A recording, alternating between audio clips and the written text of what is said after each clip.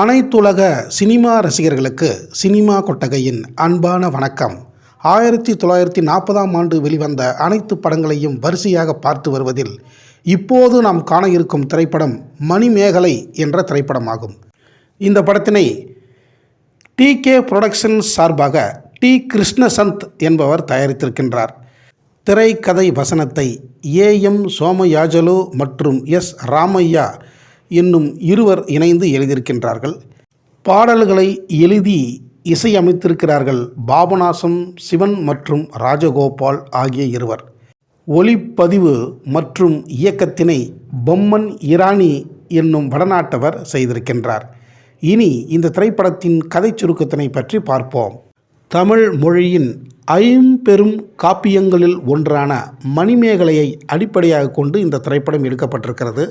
சீத்தலை சாத்தனார் அவர்கள் இயற்றிய இரட்டை காப்பியம் என்று போற்றப்படும் இந்த மணிமேகலை சிலப்பதிகாரத்திற்கு அடுத்து இலக்கிய அழகில் பெருமை வாய்ந்ததாக போற்றப்படுகிறது.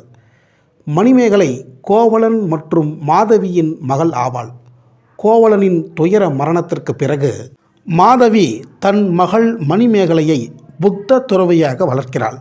ஒரு நாள் மணிமேகலை அவளது தோழியுடன் பூப்பறிக்க பூங்காவிற்கு செல்லும் பொழுது உதயகுமாரன் என்ற சோழ மன்னன் மணிமேகலையின் மீது காதல் மயக்கம் கொள்கிறான்.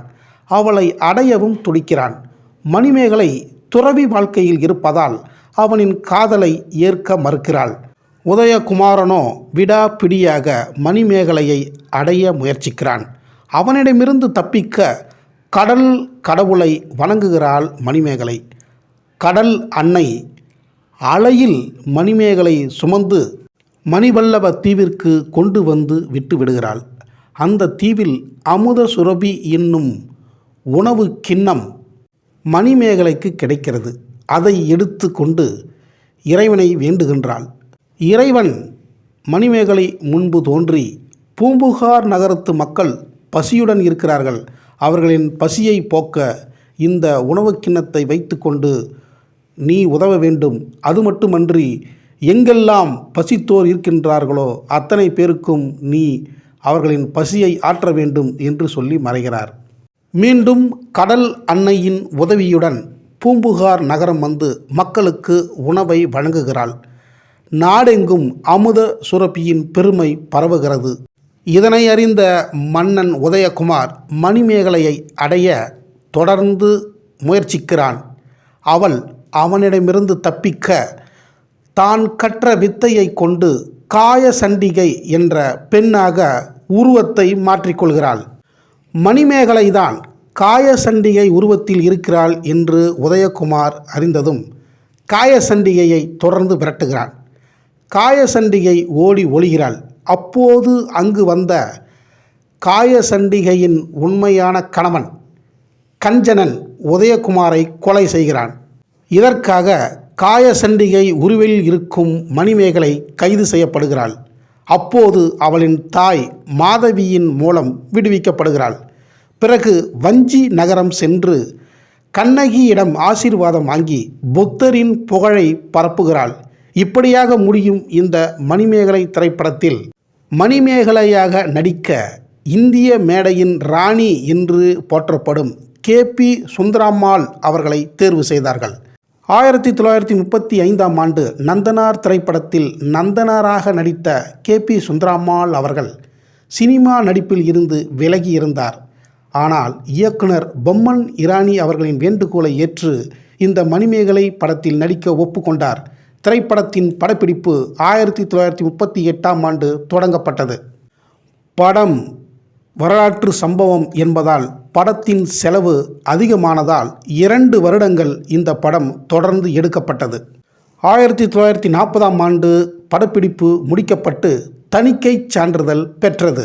படத்தின் பட்ஜெட் அதிகமானதாலும் திரைப்படத்தின் படப்பிடிப்பு அதிக நாட்கள் எடுக்கப்பட்டதாலும் இந்த படத்தினை வாங்க விநியோகஸ்தர்கள் யாரும் முன் வரவில்லை. 23/11/1940 அன்று வெளியிடப்பட்ட மணிமேகலை திரைப்படம் வணிக ரீதியாக தோல்வியை தழுவியது. இந்த படத்தினை மணிமேகலை அல்லது பால சந்நியாசி என்ற பெயரிட்டு வெளியிட்டார்கள். இந்த திரைப்படத்தில் நடித்த நட்சத்திரங்களில் குறிப்பிடத்தக்கவராக உதயகுமாராக கொத்தமங்கலம் சீனு அவர்கள் மிக சிறப்பாக நடித்திருக்கிறார். புடவை விற்கும் வியாபாரி வேடத்தில் கலைவாணர் என்.எஸ். கிருஷ்ணன் அவர்கள் சிறப்பான நகைச்சுவை நடிப்பை வழங்கியிருக்கிறார். மாதவியாக ஏ. சுந்தரம் என்பவரும் குஞ்சாலம்மாளாக டி.ஏ. மதுரம் அவர்களும் வெகு சிறப்பாக நடித்திருக்கிறார்கள். இந்த படத்தில் 11 பாடல்களை பாடி நடித்த மேடையின் ராணி கே.பி. சுந்தராம்மாள் அவர்களின் நடிப்பு மிக மிக வியப்பு. அதைவிட அவர்களின் குரலுக்காகவே இந்த படத்தை பல தடவை அனைவரும் பார்த்திருக்கிறார்கள். சாதாரணமாகவே கே.பி. சுந்தராம்மாள் அவர்கள் தனது கணவர் எஸ்.ஜி. கிட்டப்பாவை தவிர வேறு யாருடனும் ஜோடியாக சேர்ந்து நடித்ததில்லை. வேறு ஆண்களுடன் இணைந்தும் நடித்ததில்லை. அதனால் மணிமேகலை வேடம் அவருக்கு மிக கச்சிதமாக பொருந்தியது என்று அன்றைய பத்திரிகைகள் மிக அற்புதமாக விமர்சனத்தை எழுதியிருந்தன.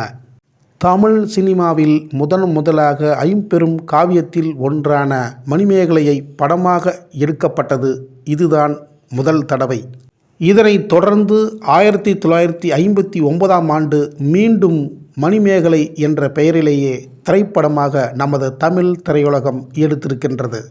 எப்படியோ ஒரு காவியத்தை இலக்கிய ஆர்வத்துடன் படமாக்கிய மணிமேகலை படக்குழுவை உங்கள் அனைவரின் சார்பாக சினிமா கொட்டகை போற்றி வாழ்த்துவதில் பெருமை கொள்கிறது. இதுவரை இந்த மணிமேகலை திரைப்படத்தினை சினிமா கொட்டகைக்கு வந்து பார்த்த அனைத்து கலைநேச நெஞ்சங்களுக்கும் என் நெஞ்சார்ந்த நன்றியை தெரிவித்துக் கொண்டு, இனி இதே 1940ஆம் ஆண்டு வெளிவந்த மற்ற அனைத்து படங்களையும் அடுத்தடுத்த வீடியோவில் தொடர்ந்து பார்ப்போம்.